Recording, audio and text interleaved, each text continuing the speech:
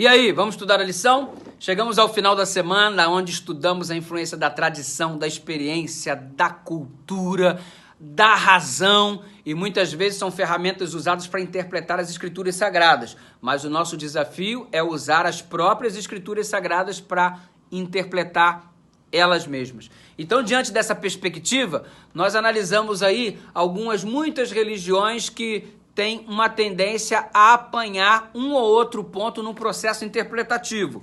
Exemplo, a Igreja Católica trabalha muito dando valor para a tradição dos pais da igreja, a tradição passada de geração a geração, ensinada pelos bispos, etc, etc. Tem toda uma história de tradição, ok? Muitas vezes, tradição que se conflita com a revelação da palavra. E aí, nesse momento, os pais da igreja diziam que a tradição está acima. A igreja está acima das escrituras. As escrituras estão submissa à igreja e à sua autoridade. Pergunta, será? Será?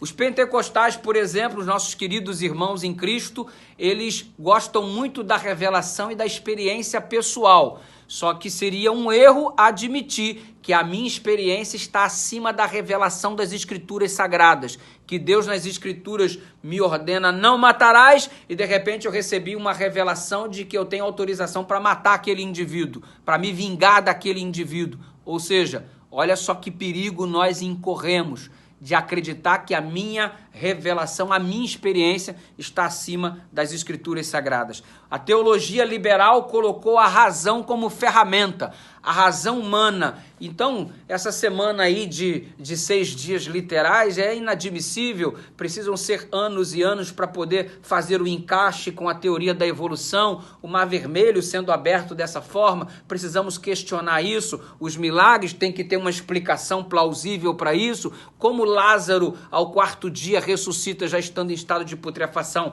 há algum equívoco, deve ter havido algum erro, é possível haver uma explicação, então pela razão é possível até se negar os milagres e o elemento da fé meio que desaparece ou se torna dispensável. Tudo tem uma explicação, milagre tem explicação, intervenção divina tem explicação. Ei, e onde fica o papel e o elemento da fé? Cuidado, cuidado.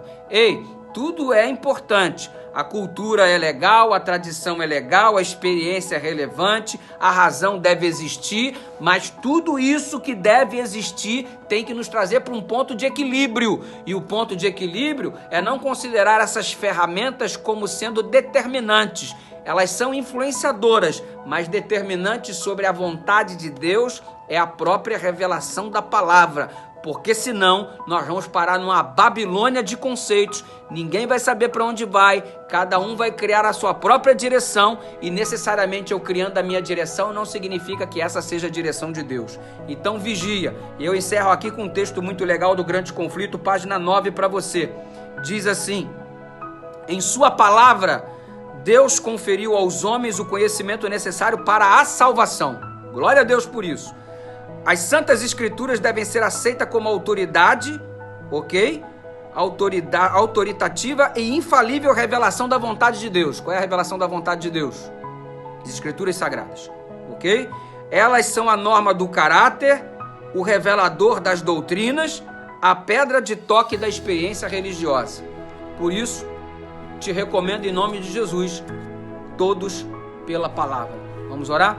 Pai querido, ajuda-nos a vivermos todos pela palavra, a termos equilíbrio para ponderar a nossa razão, nossa experiência, nossa cultura, nossa tradição e que tudo isso esteja submisso à Tua palavra, em nome de Jesus.